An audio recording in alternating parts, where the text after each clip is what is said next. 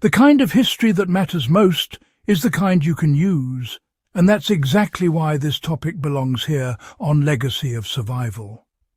Before we get rolling, make sure you subscribe to the channel so you never miss the deep dive survival history lessons I put together for you.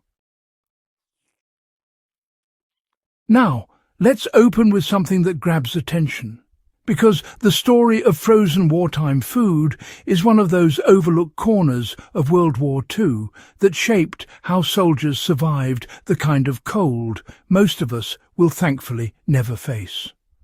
For roughly the first minute in any good documentary, you want a hook, so here it is. When the temperature drops to -30 and the wind turns skin into glass, battles aren't won with rifles, they're won with calories.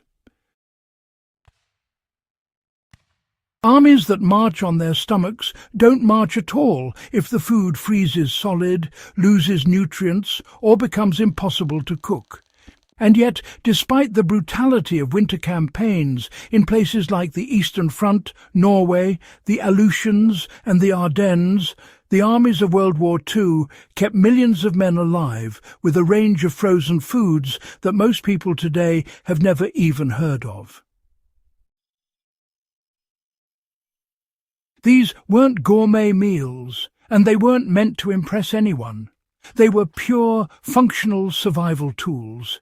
And many of them, when understood properly, still give practical insight for modern preppers who want food that lasts, performs, and stays safe in the coldest conditions. So, the story really begins with these frozen pemmican blocks, which delivered, well, dense survival calories to the men on the front lines. Now, pemmican wasn't actually invented during the Second World War, of course, but the frozen wartime versions were, refined specifically for soldiers in Arctic operations. This was because they could survive transport, resist spoilage, and, rather handily, thaw quite quickly when held near body heat. These bricks were a blend of rendered fat, dried meat, and sometimes even a bit of fruit. Soldiers could shave pieces off with a knife, or if needed, soften a whole block simply by dropping it into hot water.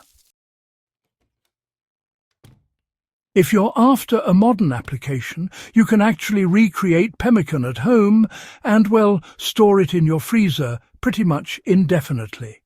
When it's frozen, it becomes nearly indestructible, which makes it a rather valuable addition to any long-term emergency kit. Compressed frozen potato cakes, meanwhile, kept troops supplied with carbohydrates when, frankly, nothing else could survive the cold. These weren't exactly pretty, but they certainly did the job. The potatoes were shredded, lightly seasoned, formed into dense patties, and then frozen rock-solid before shipment. In extreme cold, they could be thawed directly over a small flame or crumbled into stews. For preppers today, the lesson is that potatoes, when dehydrated or frozen, retain versatility even in harsh environments. You can make your own version by pre-cooking, pressing and freezing them, then storing them in airtight bags. Frozen liver loaf made sure soldiers didn't collapse from nutrient deficiencies. Liver was one of the most nutrient-dense foods that could be mass-produced, frozen and shipped.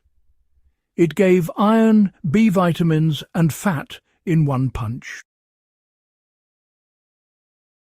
Troops stationed in northern climates often ate it mixed into porridge or fried when time allowed. Many people today avoid liver, but its nutritional density is unmatched. Freezing it in pre-cut blocks allows modern survivalists to stock a nutrient powerhouse that can be added to soups or ground meat to stretch rations intelligently. Frozen fish slabs, kept navies and Arctic units alive when meat was scarce. The Allies and Axis both relied on massive frozen fish supplies, cod, pollock and herring especially. These slabs were sawed into portions and cooked in stews, or even roasted on metal mess tins. In survival terms, this teaches an important point. Oily fish holds up well in freezing conditions, and freezing protects its fat content. You can store frozen fish long-term if vacuum-sealed, and, when power fails, the cold climate itself becomes your freezer. Frozen bone broth concentrate delivered warmth and electrolytes with minimal fuel. Soldiers received concentrated broth that froze into tar-like blocks. A single chunk could create a nutrient-rich soup that helped thaw hands and stabilize energy levels. For today's preparedness routines, frozen broth concentrate is truly one of the smartest items you can store. It reheats quickly, and packs minerals you simply cannot get from dry foods alone. Whether you're recovering from cold exposure or stretching a meal, it works marvelously.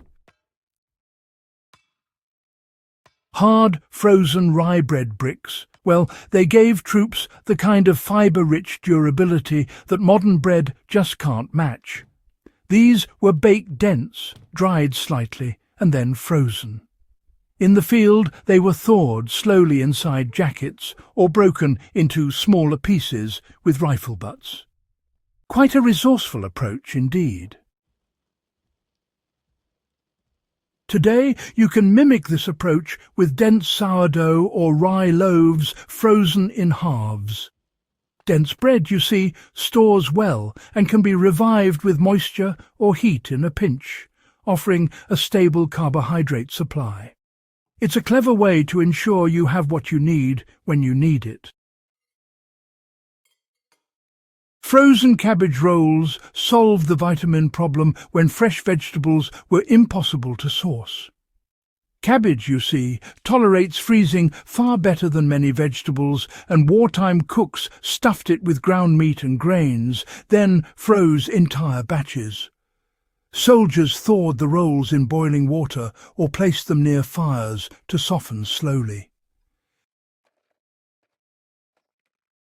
For modern application, frozen vegetables, especially cabbage, carrots and onions, are crucial in winter survival because they retain nutrients and can be cooked with minimal fuel. Frozen meat and barley stews provided slow-burning energy essential for sub-zero fighting. These were pre-cooked, ladled into tins, sealed and frozen. Troops chipped portions out and reheated them into thick, sustaining meals.